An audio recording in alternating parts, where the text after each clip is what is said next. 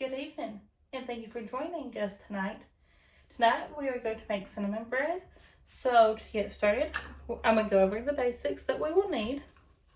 We will need a 1 teaspoon, 1 tablespoon, 1/4 cup, and a 1 cup measuring utensils. You will also need a bowl to mix your dough in. And if you are using a stand mixer or a mixer that takes a hook attachment, you will need a hook attachment. I will be using my stand mixer. I'm going to go ahead and attach my hook here. You can also make this bread by hand. You can knead the dough by hand if you'd like. We'll also need salt, ground cinnamon, yeast. I like to use active dry yeast. You will need flour. And you will also need sugar,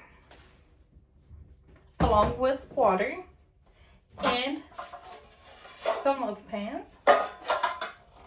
And I like to line my loaf pans with parchment paper.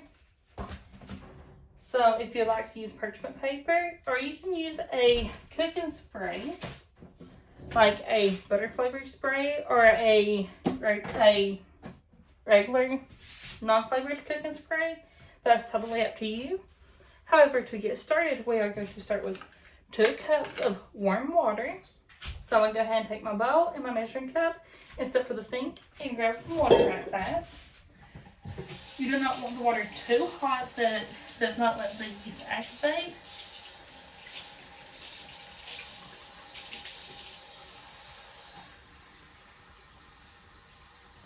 There's 1 cup.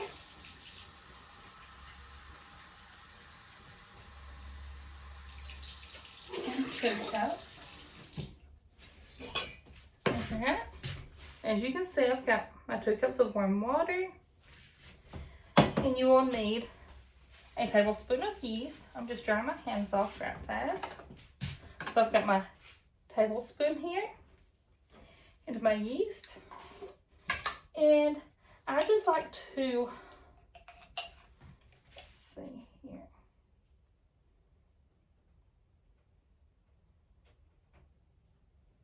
I just like to sprinkle my yeast over my water so that it doesn't all clump up in one spot.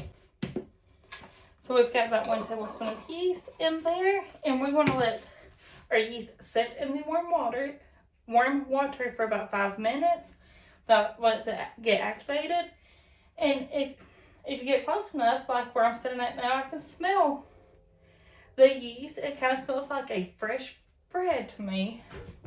However, it'll be foamy once it's ready. And I'm going to go ahead and pause there, and we're going to let it sit for 5 minutes. So we'll be back in about 5 minutes.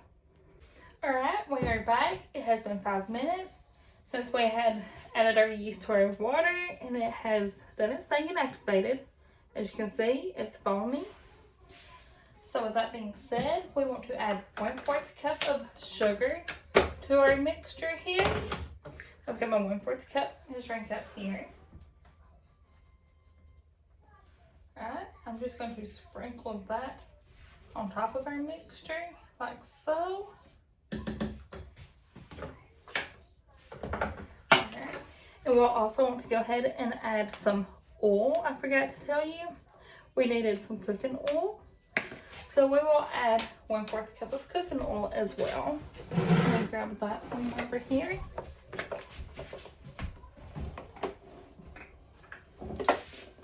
And I'm just using my 1/4 cup here.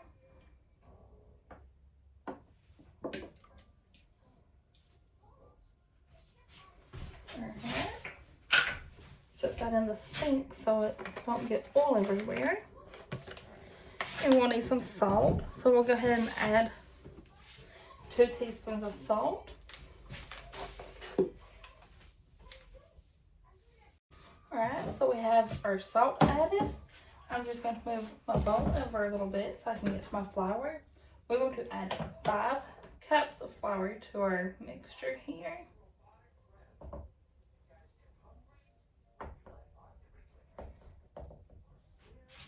And try to not let your water mixture splash when you're adding your flour.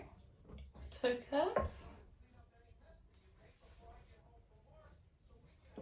3 cups. 4. And 5. Alright. And then you want to mix your dough. So you want to mix your flour with your with your wet ingredients here. And I'm using my stand mixer, so I went ahead and attached my bowl. And I'm going to go ahead and lower and turn it on about a 3 and let my dough mix. You can also, like I said, mix by hand if you'd like. I'm just going to let my dough mix for just a few minutes. And you just want to let it mix or knead your dough if you knead it by hand till it's stretchy. You will kind of like if you've ever made a pizza crust, you want a pizza crust fill, kind of. So I'm just going to let that mix for a minute or 2 and I'll be back. Alright, it's been about 2 minutes. I've been letting my dough mix. So I'm going to go ahead and turn my mixer off and check my dough. Now if you're letting your dough mix with a mixer, you're going to let it mix for about 2 minutes.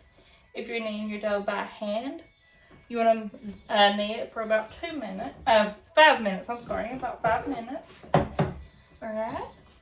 Yes, that looks perfect and it's not sticky. It feels perfect. As you can see, it's not sticking to anything. Now, if your dough is still sticky or too sticky, you can fix that with adding just a little bit of flour in at a time until it's not sticky anymore. Now that my dough is finished, I'm going to add it into another bowl. I've just got a pot here that I'm going to add my dough over into and let it rise. You want to let this dough rise for about an hour in a warm place, covered, or if you have a oven that has a bread proofing setting on it like my oven does, you can put it in there for an hour.